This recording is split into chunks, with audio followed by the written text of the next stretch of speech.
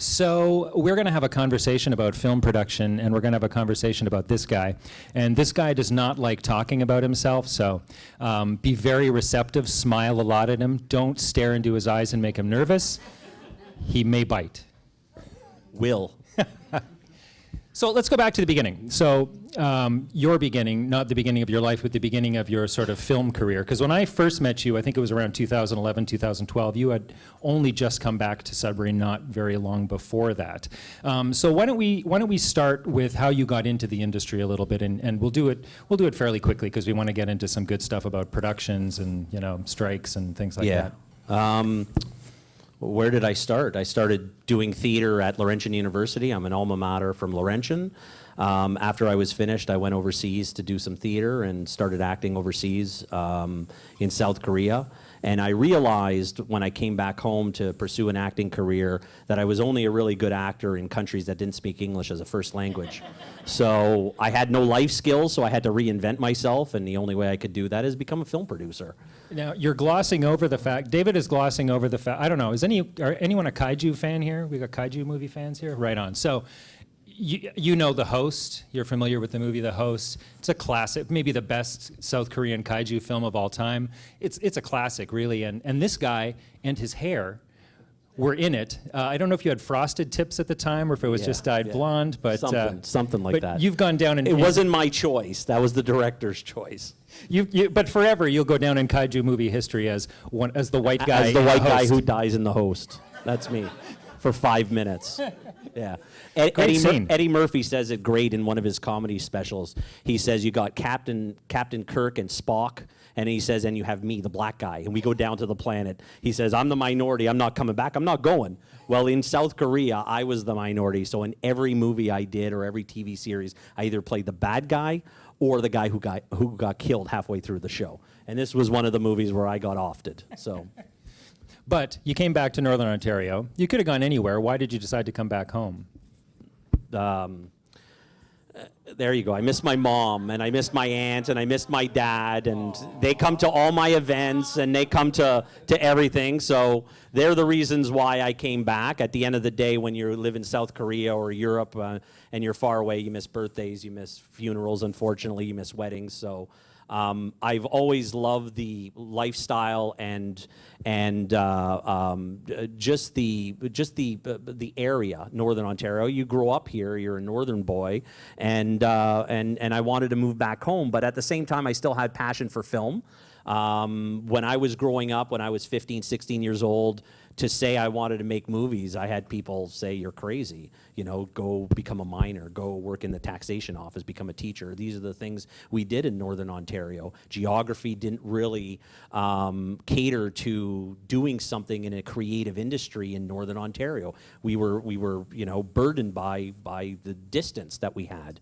So I had to go away and learn my trade, and then when we saw an opportunity, and again, I'm going to say this, and I say it all the time, and I know there's some people in the room, but without the Northern Ontario Heritage Fund deciding to start supporting film, we wouldn't have an industry here. I'm one of a very small piece or a small cog of a major cog, which is the funding. And at the end of the day, anytime you want to make a movie and you're trying to piece together financing, as we all know how hard it is, having something like the Northern Ontario Heritage Fund to support Northerners growing and becoming successful. Honestly, without them, I would not be in this industry anymore. And they believed in me, and so I came home, and when I first came back, I just wanted to make films. I wanted to be a storyteller and a filmmaker, and realize that, unfortunately, there are three major things that we need in an industry to be, and I say this still now, that we need in an industry to be successful. And those three things are equipment, having that infrastructure in place, studios, having a place to work out of, and then the most important thing, and why I'm here today, hoping to talk to next generation filmmakers, is the talent. Northern Ontario has a great, how can I say it? We're very welcoming in Northern Ontario. So when I have film actors or directors coming from Los Angeles, the one thing they say at the end of it, how easy it was to come and make a movie here. Everybody is so nice, everybody's so accommodating, and that's the most important thing of our industry. Funding aside, we need that funding, equipment and studios. Without any talent here without any people working in the industry, doesn't matter. You could have 50 studios and it'll never work out. Toronto right now is building 3 million square feet of film studios, and they're going to have 29,000 people shortfall to fill those studios. Again, you can have all the studios and all the money in the world. If you don't have the people to do it, and you don't have the attitude, the proper attitude to do it, we're a new industry, and I know I'm jumping, and we'll get into more detail. But It's your show, baby. I'm sorry. I jump and I ramble. But the thing is, coming into this new industry, I didn't know how to produce. And so going back to your original question, I didn't really know how to produce. I don't remember what it was and, now. Like, how did I get started here?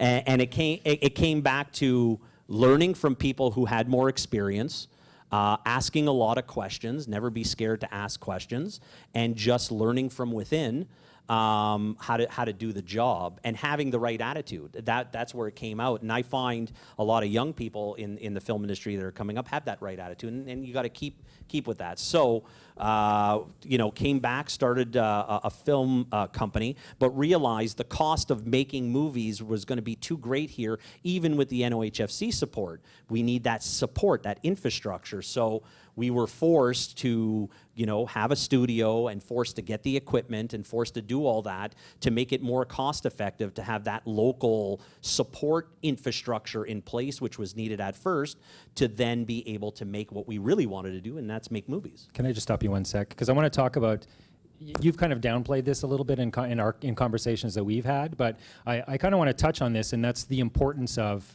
NOFS, the actual studio itself. As you created this, when you created the studio, you created this kind of microcosm, right, around which an industry could really coalesce. Like, it needed that studio as a kind of a seed.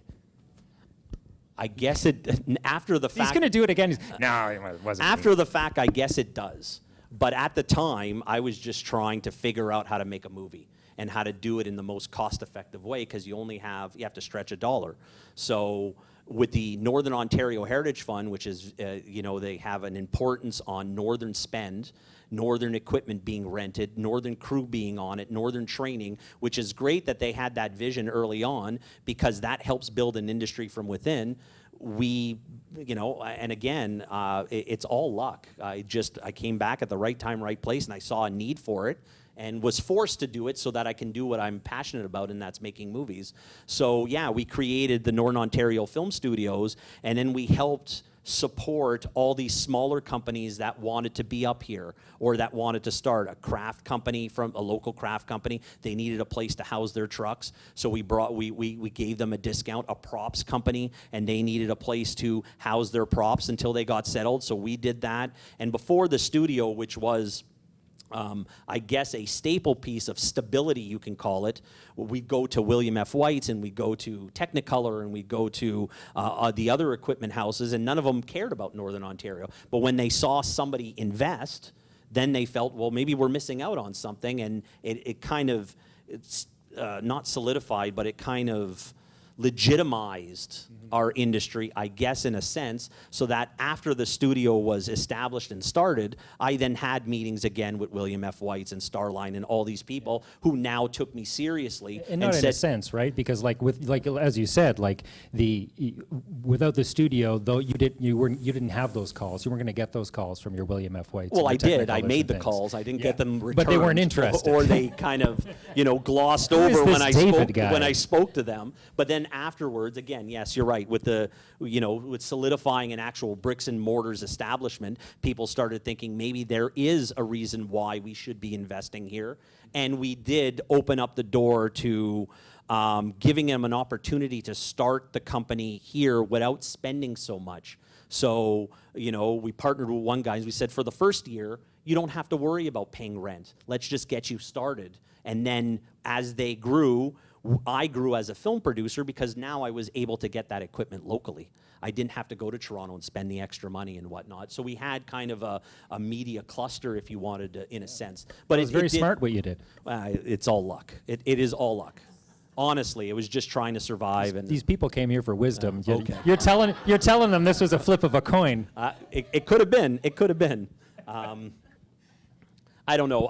But it's funny. I went to South Korea because we're working on some projects there recently, and I always thought when I came back that I was behind the 8 ball. I was in my early 30s, and I felt like I was rushing to catch up to other producers with all this experience in Canada, and kind of disregarded my time in South Korea as an actor. But what I realized recently is those years in my 20s taught me how to hustle, which is something that everybody needs when they're when they want to be a film producer. I know I see a lot of familiar faces who have reached out to me, who have projects and whatnot, who want to do it. Nobody's ever going to be as passionate about your project as you are. Okay, your project means something special to you. It's either based on an experience you had in life or based on something somebody you know has had in life, so you have a direct emotional contact with the story that you're trying to sell. Nobody else cares. And I'm not trying to be mean, but nobody else does, because we all have our own special projects. So the champion of your project is you. And you need to learn how to hustle to be able to convince other people to be passionate about what you have. And so grit, determination, and really showing a passion for your story and for what you're trying to achieve is infectious. And I feel, if you ask my parents who are here or my aunts, one thing I've always been is very passionate about storytelling in movies. And I think that is one of the most important things as a film producer is stay convinced that you're on the right path. Stay on that path. Don't focus on anybody else, and be passionate about what you're doing. And eventually, you will convince other people to be passionate. If you're sincere about it, you will. Man, you're the Tony Robbins of film producers. If I didn't have him here inspiring me with these questions, it probably... Well, on the subject of passion and the subject of grit and all that sort of stuff, the 2 film deals, the 2016 deal with Motion Picture Corporation of America, that was $100 million 100 something like that. in 25 films or 20 films, something like that. 15, and then the 2021 deal, which was $150 million in 25 films, right? And we're almost finished that one too soon. So can you talk to us about how you get those kind of deals landed? Like the grit, the passion, the phone calls, the late nights, give these people an idea of how you landed those deals. Actually, none of that has to do with anything. That'll get you in the door. That'll get you somebody convinced about believing in you and what you're trying to do. But then you have to deliver. I use the term fake it till I make it. I've been faking it till I make it. Right now, I'm faking it with you guys right now. This isn't even his real face. No, this isn't. And it's probably red. It feels really hot. But if you're going to say you're going to do something, do it, no matter what. Get it done. Under promise, over deliver. And if you do that, and you're honest, because as we know in this industry, not everybody's honest. If you're honest and you say what you're going to do and then you deliver on what you promise, you're going to get repeat customers. And that's all this deal was.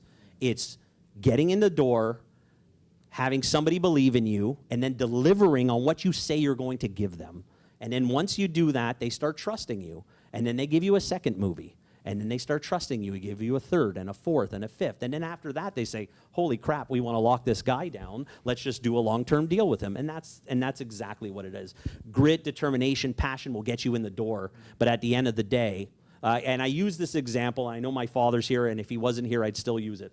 My father was a contractor, owned a construction company in Sudbury, and he hasn't had to go, or before he retired, go to tender on any job for 10 or 15 years of his career. Why? Because Mr. Anselmo, he may be a little more expensive, but we know he's going to be honest. We're going to get what he says he's going to, and if there's an error or a problem that needs to be fixed, he's going to come back after the fact and fix it. And a lot of times, I did a lot of work early on, starting out as an actor and also as a producer for no cost. Here you go, I'm throwing this in. You know what, I'm gonna go the extra mile, because people will recognize that. And it's not all about money. You hear on social media and Instagram, but it's true. People will say, focus, and I think there's a Japanese proverb or something. People, you focus on what you love to do, you do it with passion, and don't worry about the money. If you do those things with excellence, the money is going to follow eventually. And that's how I did it. I never did it for the money. I just did it because I wanted to make movies, and I love making freaking movies. Clearly. How many movies you got under your belt now? I don't know, 70? 70 maybe? That's a lot of movies, and some TV series too. Yeah, something like that, 60, 70. That's not a bad resume. I've been very lucky. I've been very, very lucky. Keep saying the lucky word all the time. I've been very lucky. Now, when you're talking about film production, now this is a skill that you didn't go to school for. This was something that you had to learn on the job. So I want to talk about some of those lessons that you learned over the years about that you could impart your wisdom upon these folks. But also, I want to talk first about the biggest lesson that you learned. But I also want to talk about maybe the biggest mistake you think you made early on, that you learned from, not one that you went, oh damn, and just carried on. Oh man. No, I'm hitting Which you with the one hard first? balls here. Let's go with the mistake first. If you can think of a that's a hard mistake. Okay, well we can go the other way if you like. It's your show, dude. This is not going to be very positive. The biggest mistake is being too loyal sometimes. Machiavellian. As a film producer, unfortunately, you have a responsibility, a fiduciary responsibility to your budget. You have to make sure you come in on budget. The truth of the matter is, studios in Los Angeles or wherever they are, executive producers, they don't really care about where they're making their movie. They don't really care about who's making their movie. They do, they're cordial, they like you and whatnot. But at the end of the day, if they could find it cheaper somewhere else, they're going somewhere else. If it costs them $5 to make a chair here and they sell it for $7 and they can make it somewhere for $4, they're going to make it somewhere else and take the extra dollar. That is just the reality of the world and capitalism that we live in. Being too loyal to people who are a detriment to that goal, and because you know them on a personal level. And again, we're all human. We all want to give people chances. We all feel that people make mistakes, and we understand. But at some point, if they're not on the same path as you are, you're not forcing them to be on this path. But if they're not on the same path as you are, you have to cut ties. Because if you don't cut ties, that could be your reputation and that could be your livelihood. And at the end of the day, if you guys want to be producers, you are the most unpopular person on a film set because you're the boss, and the boss has to say no. So the lesson learned is knowing when to cut ties, which early on, I wanted to hang out with my buddies, make movies, and then go have a beer afterwards. You can't do that when you're the boss because you have to separate those lines. And so that's a lesson that I learned early on. Okay. Yeah. Can you give us a lesson from when you were early days when you were still producing, like after you were done your acting career, you're in Sudbury, that sort of thing, of like something on set like came to a realization? Like, is there something that sort of stuck in your mind as this is an incident, an anecdote? This is something that's going to stick with me and something that I can use and learn from as I move through my career. Yeah, this too shall pass. The shit's gonna hit the fan. It's funny when you talk to other producers or you talk to other crew members. Hey, how's it going? I hear you're on that show. It's a shit show. Right? Everybody who's in the film industry will hear that. But then you get a call from a producer. Oh yeah, a crew member says your show is a shit show. What's going on? They're all shit shows. The film industry is, and I don't think we can change it. It's been like this for a long time. I'd like to improve it a little bit, but it's hard. We are overworked, we have not enough money, and we have to deliver on people who have high standards.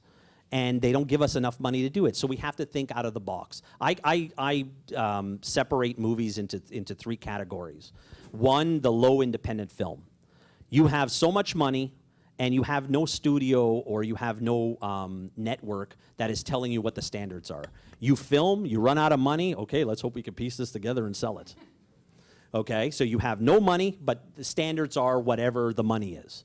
Then you have big budget movies. They have high standard studios, they have networks behind them, and they have a crap load of money. So when their standards get elevated halfway through the project, they'll just throw more money at you and get it done. And then there are the MOW $3 million movies that I end up doing with. And I find they're not as glamorous. You're not going to have Ethan Hawke or Ryan Reynolds on any of these movies. You're not going to have anybody cool like Bryan Cranston. But what you're going to do is you're going to learn how to take a budget, and you're going to learn how to be creative and stretch that money out, because this is kind of in the middle. It is, you don't have enough money, but you have a network that has a high standard. They're not giving you more money, but they want you to deliver on that high standard. So how do we figure out how to do that? And on our Christmas movies, what we've done is we end up, instead of renting stuff, and what I found, and this is another thing the studio has done, is it allowed us to have a continuity, in a sense, to have a place to be able to house our Christmas stuff, and have a place to be able to house certain assets that most films, if you believe it, you shoot a Christmas movie in Vancouver, they sell all the Christmas stuff per movie. They do 5 movies a year. They buy it and then sell it at a discount at 50% off, 25%, whatever it is. They're losing. If we take that, use it as an asset, and use that same Christmas stuff, hypothetically speaking, on 10 next movies, and still have a budget each movie, your budget and your sets, they increase every time. So we have booths that we reuse. We have a gazebo I built 7 years ago that we still repaint, but it elevates the standards. So my point going back is these middle movies really give you the ability, or give you the opportunity to really stretch your creativeness, and maybe not creative in the look of the movie or the writing or the acting, but in a budgetary standpoint. How do I stretch this dollar the best I can? And I'm biased because I make most of these movies, but I think any crew member who is just starting out will get as much experience than anywhere else on these movies, because they're the hardest to make, because they have the standards, but they don't have the money.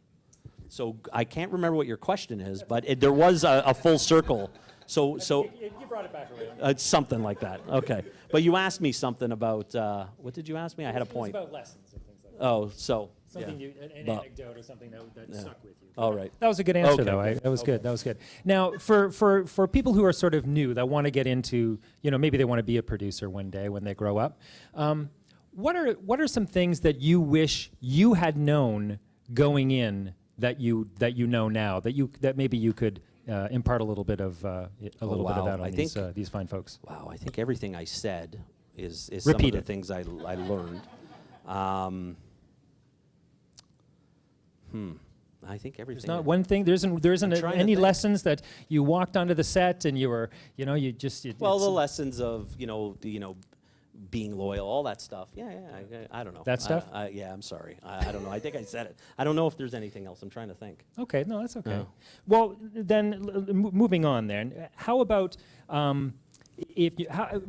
any advice that you can give to someone who's new about finding their way in the industry, whether that is finding their path to the career that is going to work for them, whether that is an actor or whether it's crew or whether it's production or something like that. Can you talk about give some insight in about finding your way in the industry, finding where you fit or where fits you best? Well, at first, it's all about experience. So you don't have any. And you want people to rely on you to take a role on when it comes to, as a producer, I have a fiduciary responsibility of $5 million per movie. So if I'm hiring you as a production designer, I'm giving you a budget of $100,000. I need to know that you're going to be able to stay on budget. I can't micromanage everybody because there's 70, 80 people on a film set. So I have to rely on the people who are at the top or at the department heads to be able to do that. Until you have experience, until you've proven yourself, you're not going to get a job. But you're not going to get a job if you don't have any experience, and you can't get experience if you don't have a job. So it's a catch-22. So at first, try to do anything you can in the film industry. Even as an actor, I would do free stuff. And I'm not saying go work for a producer like me who has a budget for free. I'm not saying that. But if there's a student film, get involved.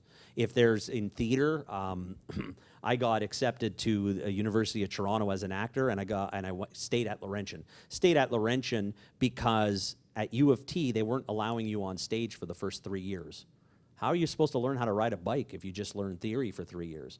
Whereas Laurentian University, I was a stagehand, I directed, I acted, I did lighting and all that. That's my point, is until you know your way, try to dabble in everything that you can. And if there's a student film and you have no experience, that's where you get experience. Invest in yourself.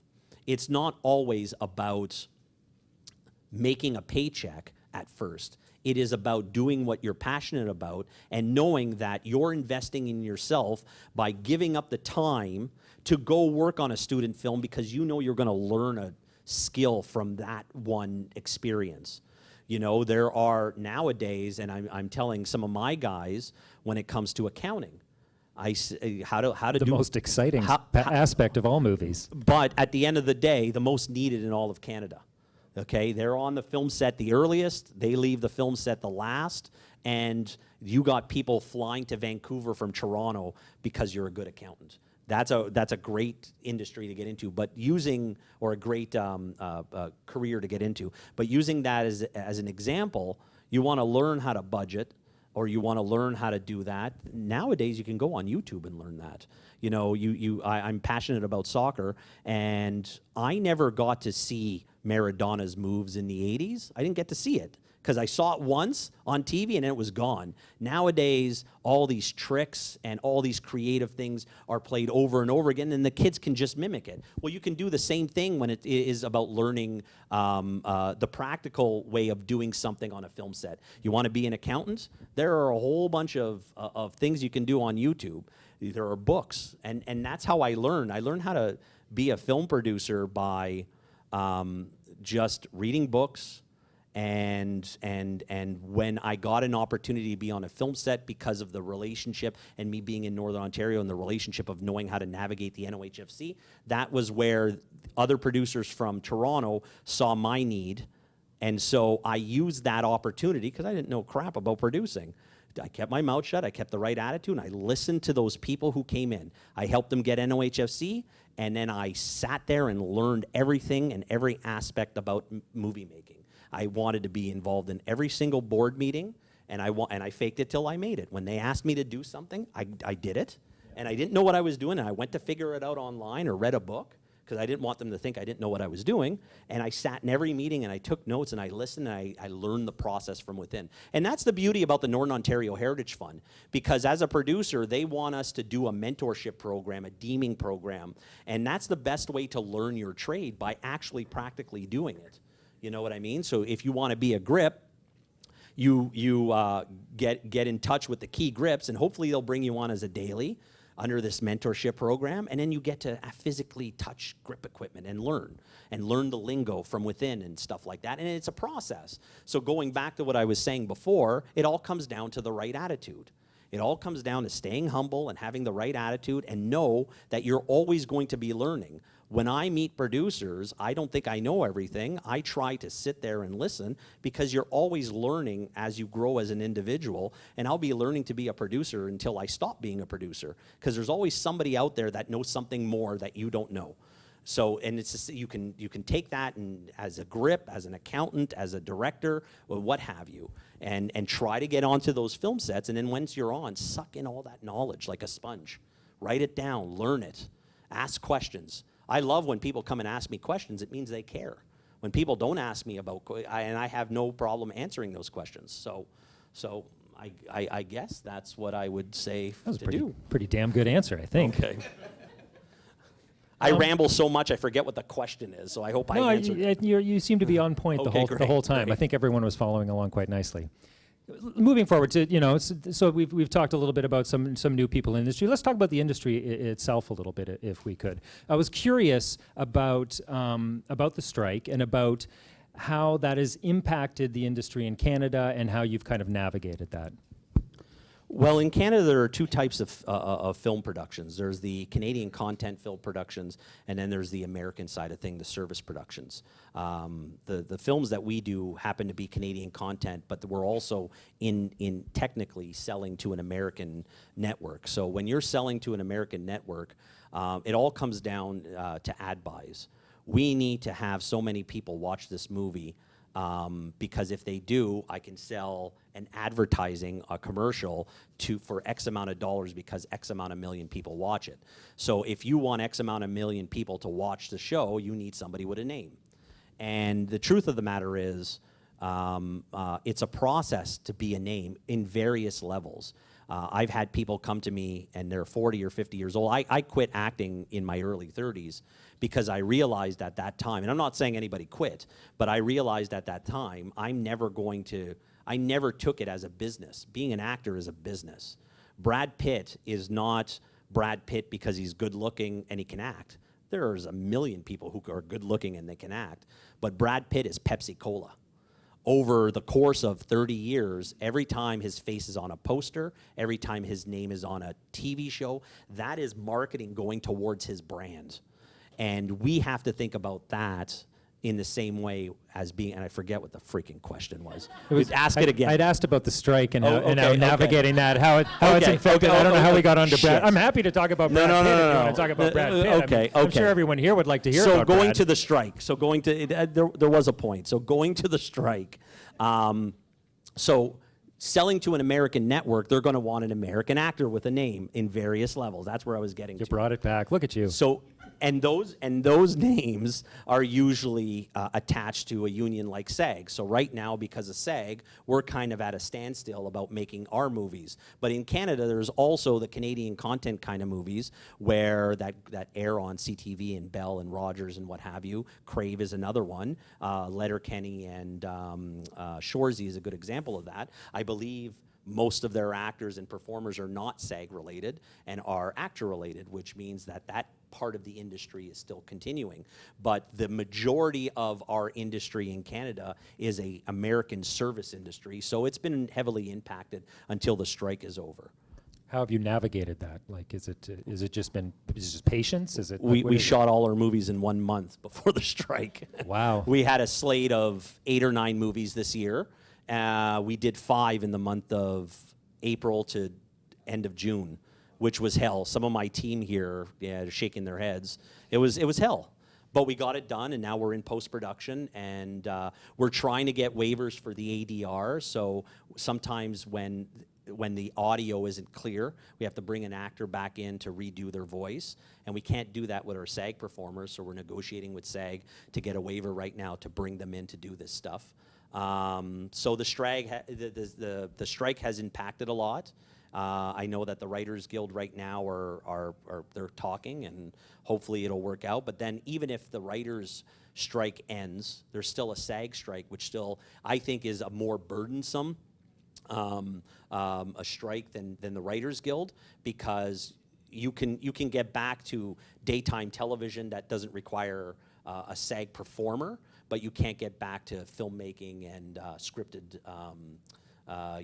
fictional stories, which need SAG performers.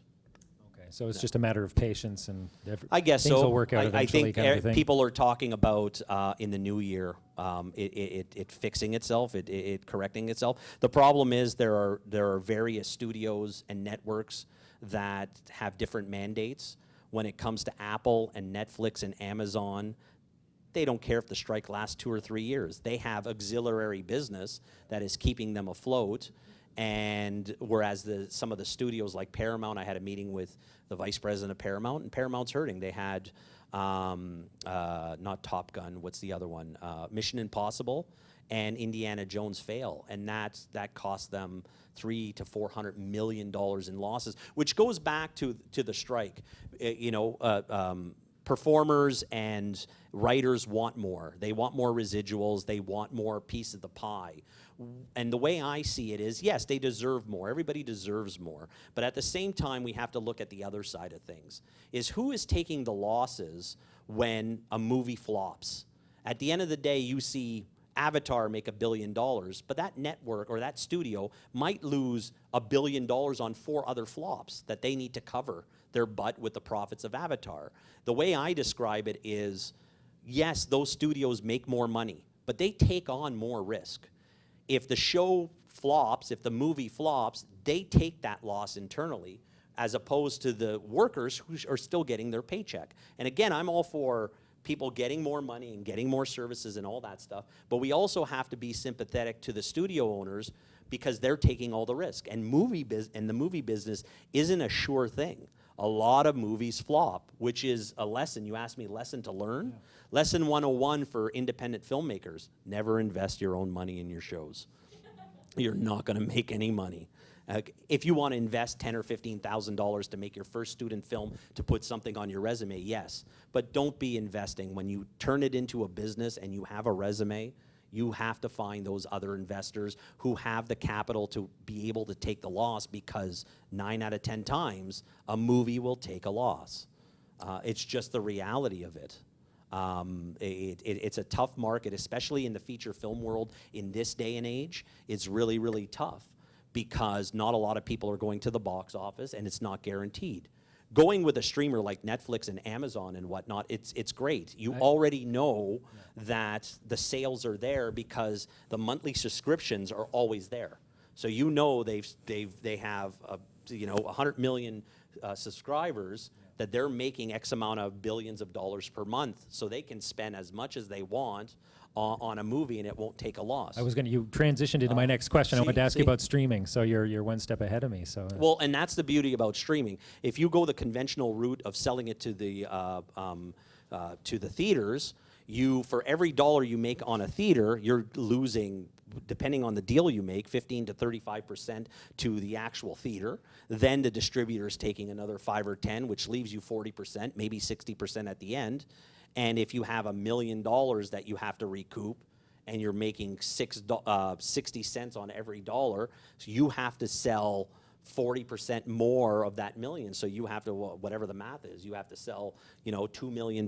Then we don't take into consideration all the marketing that is behind that. So if a movie costs $3 million, you might be putting $3 million into publicity and advertising, P&A. So now you're in it for $6 million.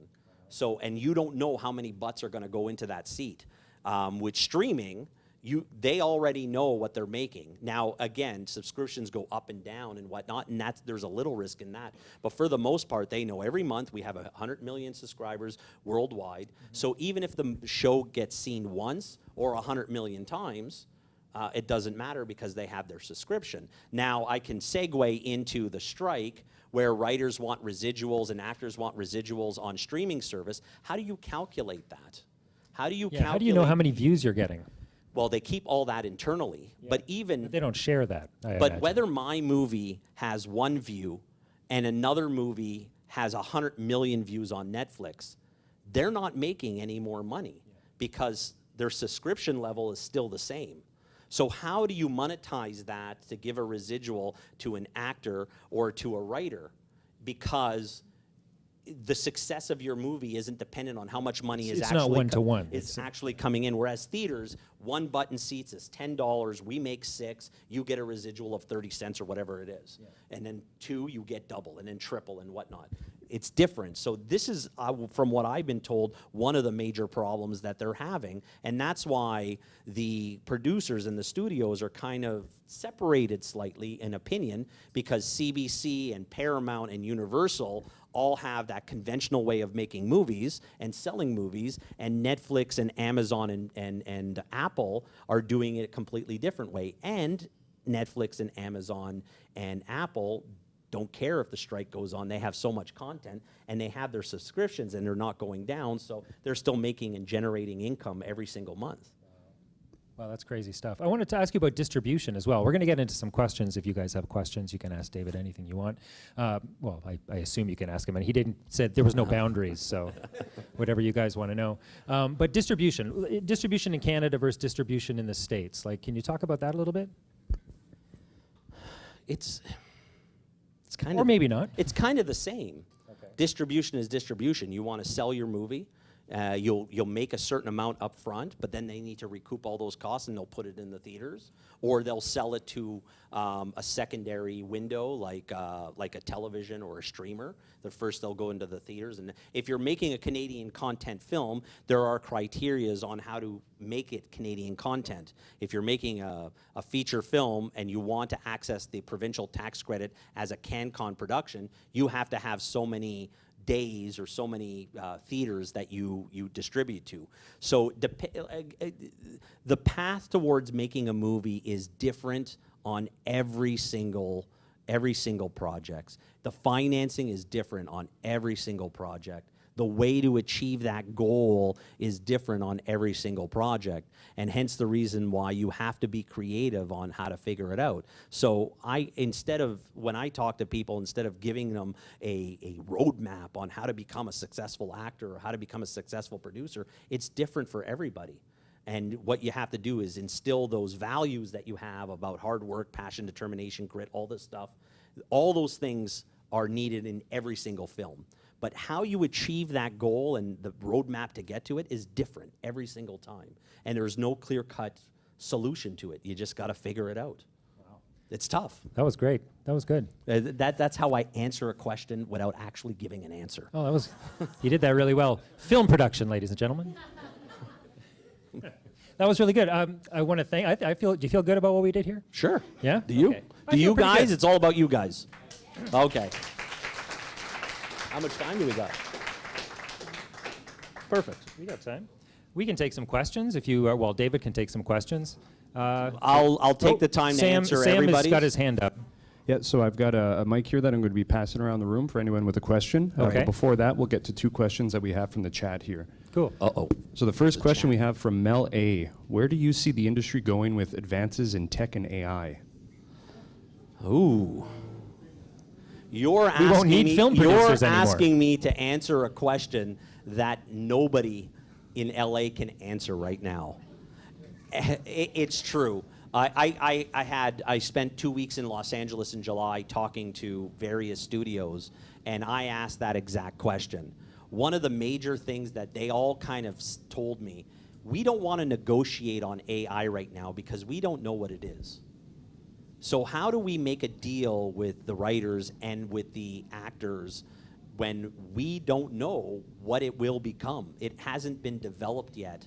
There are potential to it, and then there's not. My personal, humble, lowly Northern Ontario producer opinion is that you're never, ever, ever going to replace an actor.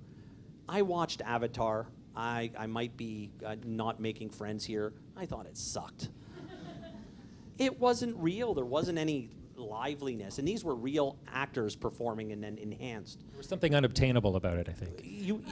Same thing with same thing with writing. A computer or an AI is not going to know what it feels like to have your first girlfriend break up with you. And that's the passion that you see on the pages. Those are the things that a computer can't do. And that's just me, my humble opinion. You can come and laugh at me in 20 years when the Terminator has me in a room locked up. But right now, I'm sticking to my guns that's saying I don't think it will be fully replaced. I disagree wholeheartedly with replacing background with AI, that they own your face and all that stuff. I disagree with that wholeheartedly, and your voice. You know, I watched a concert 2 or 3 years ago, and Tupac was on the stage. I was like, oh, wow. I disagree with that wholeheartedly. So there needs to be rules and things set in place to be able to combat that and protect from greed taking over and utilizing that to other people's disadvantage. But to know where the industry is going, if I knew that answer, I would, I'd be Zuckerberg in 10 years, because There's the question of copyright too, because I know like George R.R. Martin and a few others are now suing some of the, ChatGPT and some of these creators of these AIs for, in effect, because you load copyrighted material into the AI for it to learn from, and then it spits things back out that may or may not own. I think there was a court case that said it's not copyrightable, which They scares just the launched a suit too. George R. R. Martin just launched a suit which on it. scares the studios, because if they decide to write a script with AI and it goes, then anybody could steal that later on after they spent all the money that's a good to point too, develop yeah. that movie. So they're not covered or protected under copyright either if they use it. So we'll see what happens. I'm not smart enough to know that answer. Yet another question from the chat. Sorry. Sam? Yeah, one more question. Thank you so much. Question from JK. Does David have any stories about how he locked down that deal to make the holiday movies that he makes? I think that everyone loves, and there's podcasts I'm on sorry and all about sorts of all stuff. that. You gave the world think- Hallmark I think in a way yeah, that no, the world not had never had it before. I think I answered that question, and I said that at first you need grit, determination, passion, all that stuff that I mentioned, but then you have to be able to deliver on what you promise. So how this came about, it's all about relationship building. Somebody came to me and asked me to make a movie for them. I made it, and I delivered on what I promised I was going to deliver on. Then I got a second one. And then I delivered on that one, and then I got a third one, and then I delivered on that one. And now I was, I believed or trusted into being able to do more. So I showcased my skills, my value, my talent, and my being able to deliver on what I promised. And to them, they took that and said, we want to be in business, we want to have a long-term relationship, so we're going to do a lot more with you. So we've set up, but again, it all comes down to structure too. We found a structure and a formula for these things that works. So I might not be, my opinion might not be the most accepted, but I think our industry in Northern Ontario is the sweet spot for funding, for tax credits, for NOHFC, for what we have when it comes to crew and infrastructure that we have. Our sweet spot from my formula, which I've successfully accomplished 60, 70 times, is the $3 to $5 million range, sweet spot. It gives you the biggest bang of soft money, and allows you to utilize at its maximum the talents and infrastructure that we have in Northern Ontario. We'll never be Toronto. We will never have a pool of 10,000 workers to choose from. So I've managed to find a formula and a sweet spot that seems to work time and time again. And because we found that formula, we keep duplicating that formula with success, and that's how this, I guess that's an answer on how this deal was formulated, based on trust and building that relationship with that network, and then delivering on a formula that we discovered worked financially, because at the end of the day, that's what it's about. Making a product for X amount and selling it for X amount more. Does the fact that you're a hopeless romantic, is that why the Yes. Hallmark movies are so Absolutely. just so authentic? Absolutely. Absolutely. Fellow in the blue shirt. Or green, I can't tell, those two colors. Thank you for the fellow. David, we've talked about money, hiring crew, hiring actors. Could you talk a little bit about the points given on the film, sometimes points given to actors instead of salary, and then how you give them away to distribution, you give them away to streamers, and how you negotiate those points so that at the end of the day, you as a producer make some money, and so do the rest of the crew? Well, my secret on points, I've never made a dime on points, on back-end points. But, we've used back-end points on feature films to be able to negotiate certain deals. And sometimes you hit, and most of the time you miss. So what you want to try to do is you want to try to cover yourself within the budget before the points, because it's really hard to make money on a back end. When it comes to streaming, there are no points with streaming. You get a fee based on a percentage of the budget that you have. If it's a $10 million budget, you get a percentage. If it's a $2 million budget, you get a percentage. And that's what you make. And I'm using kind of Netflix as an example, and Netflix owns the rights forever. So my structure of what I've done is mostly on making sure that I sell my movie and use the money in advance and use the money to make the movie. And if down the road there are points, then great, but that is not our model, because when building a company, the truth of the matter is you're relying on something that isn't guaranteed, and that's a big risk. when you have an overhead and employees that are constantly working for you. If you're relying on something that may never come to fruition, that's a risk that I never really wanted to take. So we put our fees within the budget. We sell to X amount of people is our formula. We get that money and we make the movie. And if by chance down the line we sell our library or we sell something else later on, then that's a little icing on the cake for a decade or 2 decades of hard work. Yeah.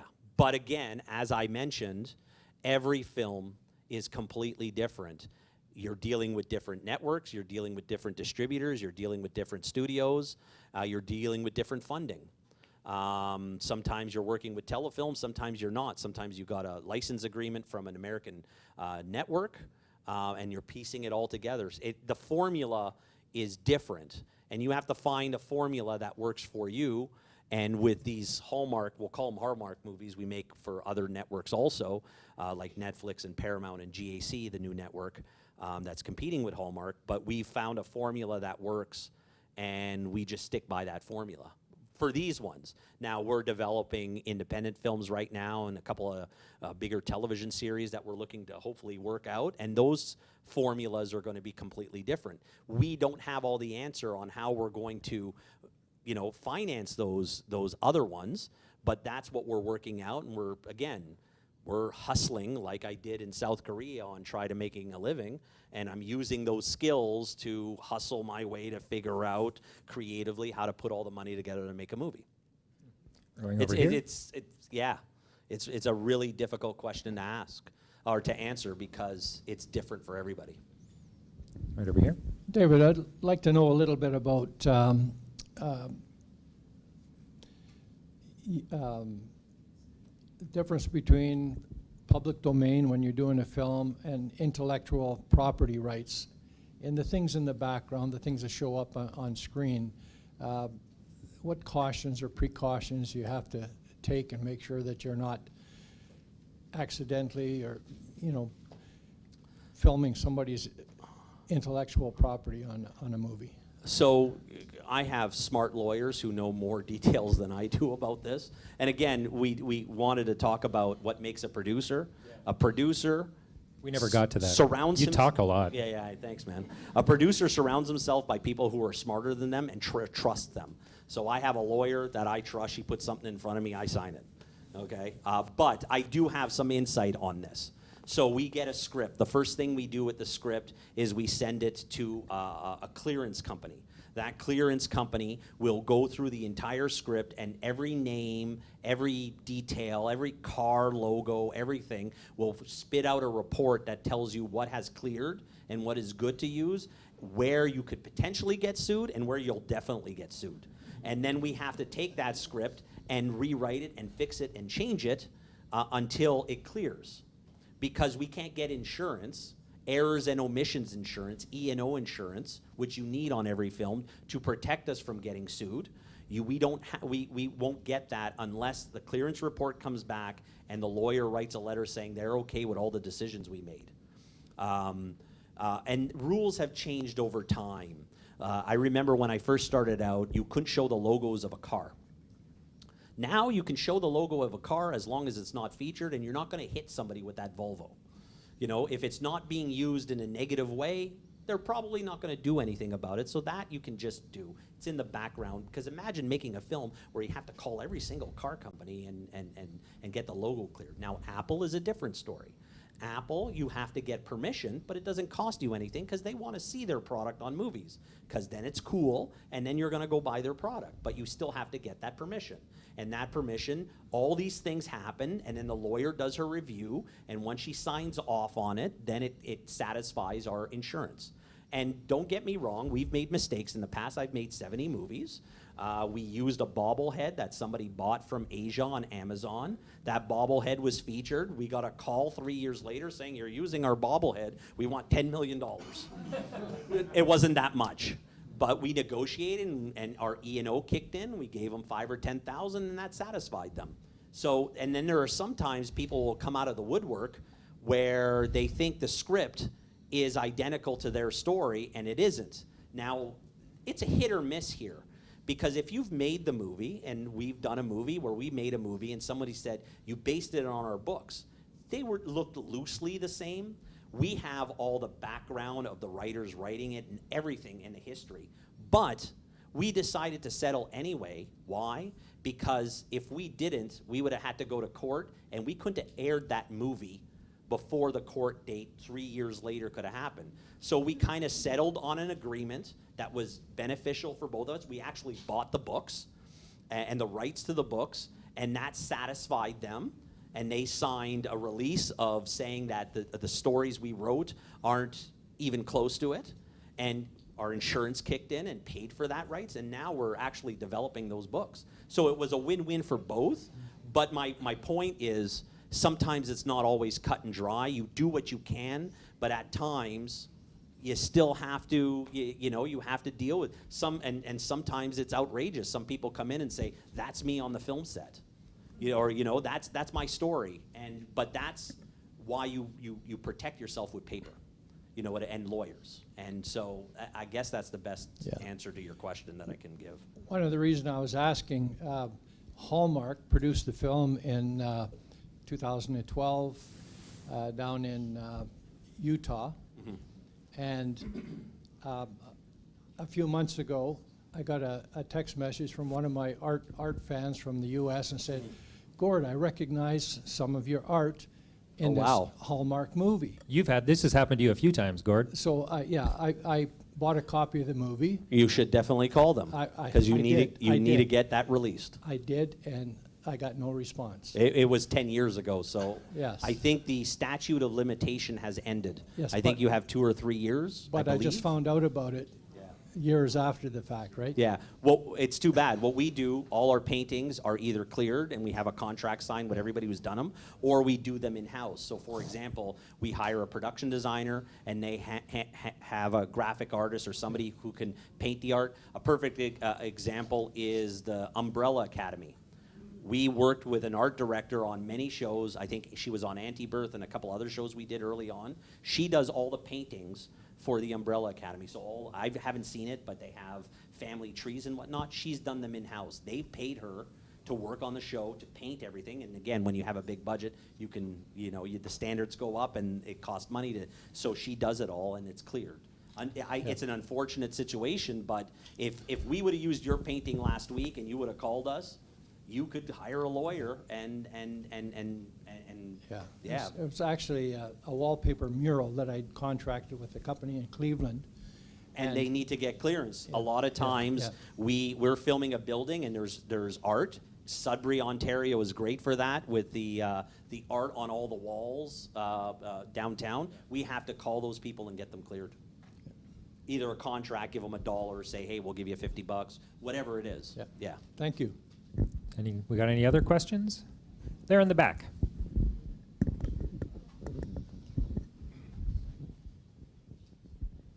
Hello, David. Hey. I admire your passion. Oh, thanks. I also have passion, and I wrote a screenplay. Uh-oh. And it's called Star Wounds. Okay. So how does a little guy from Sudbury sell his screenplay? There's the big question. That's the big question of the day. Okay, David, go. Email go. everybody you can. Get a meeting. Can I email you? Sure. Okay, you'll get it The tomorrow lady morning. behind you is also a big film producer, so you should definitely Which email one? it to her too. Oh, okay. Well, very good. Thank you. Who else are film producers here? There you go. Email her too. Okay, so you'll get it in the morning. Oh, perfect. Thank you. At the end of the day, it comes down to the content of it. I've written a lot of screenplays and they suck. So nobody responded to me, and when you get more experience, you realize, I understand why they never responded to me. It sucked. So again, if you have a great screenplay, Not saying that yours sucks. not saying that yours sucks. I'm just saying that it all comes down to what the content. Beautiful. Well, You're 10 feet ahead of everyone else then with passion. sure.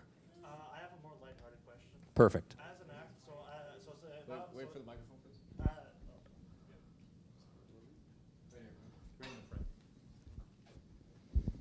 hello. I have a more lighthearted question. You said you were an actor on The Host earlier. I was wondering what was it like being directed by, sorry if I butchered the name, Bong Joon-ho? It was great. At the time, he This wasn't. guy knows things. He does. At the time, so for those who don't know who Bong Joon-ho is, he won 4 Oscars with Parasite. I wound up doing his second movie, his first international movie. Went to Cannes Film Festival, and then he moved on to do Train, Snowpiercers, and a couple other ones. He was great. He's a very quiet guy, but he is. He listens to his actors. Like, he's a very quiet guy. You learn from watching him on a film set that you learn more from listening than you do from speaking. And he was that type of guy. He gave creative freedom to his actors. And again, he's worked with these guys several times. So the guy on The Host, the lead on The Host, is the lead in Parasite. And so my experience, I was on the film set for about a week, and he was really collaborative. He asked me to come back when there were other English-speaking actors on the set to help with if it sounded authentic and whatnot. So I really appreciated at the time, being felt like I was contributing in a way. I got that role because I was supposed to do another movie, which I did. I did a smaller part, but when I auditioned, I got the lead in this war movie, and the director came up to me afterwards and said, unfortunately, the producers want to go with an LA actor, which is a funny story because on a $3 million movie, you're not getting Brad Pitt. You got some guy who made one movie who was a struggling actor in Los Angeles. Great guy, did a great job. They thought they could use his name because he was an LA actor to sell the movie in Los Angeles, but he was a bartender who was struggling. So I got a secondary role, but this is the point. The point is, having the right attitude and staying humble and experience. I could have said, screw that, I'm insulted. I had this big role and now I've got 2 scenes. And the scene was the bad guy, and I was a war guy, shaved my head, and I grew a big beard, and I came in and I beat the crap out of a bunch of people and I died.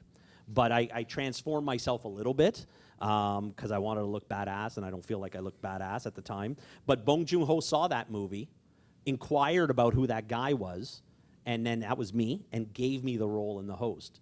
So my point is, never say no to an opportunity because you do not know what other doors will open because of that.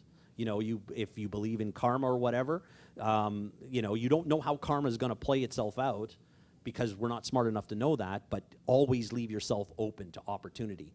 And this was one of those reasons. And then I got the film The Host, and it was a great experience. And a great movie. Yeah, except for It that is a white great guy. movie. I wish Except for the white guy. Except for the white guy. Yeah, it was a great experience that you only realize after the fact.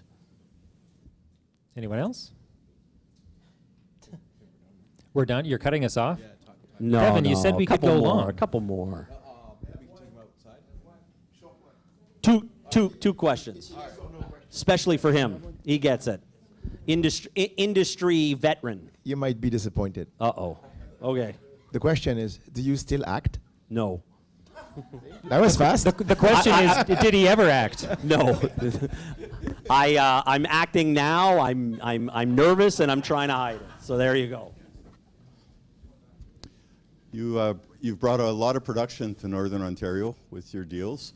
What's your view on where Northern Ontario stands in terms of, are we hitting saturation with locations, technical, crew, all that, resources, or is there a long way to go?